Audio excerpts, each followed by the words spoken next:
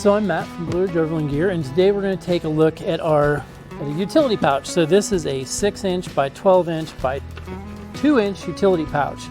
And basically what you've got is clear front, vinyl reinforced, so if you get a cut on it or something like that, it doesn't go past the strings. 500 veneer Cordura back, YKK number 8 zipper, cute little zipper pull on it.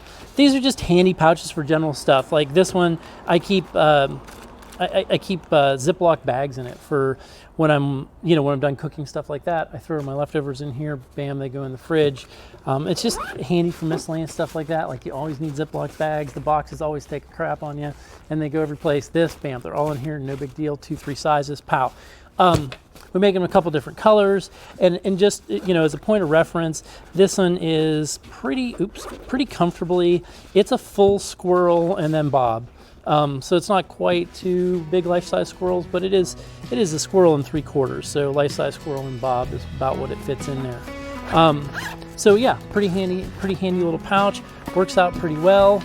Stores pretty easy. You can check it out on BlueRidgeOverlandGear.com. Thanks for taking the time to watch.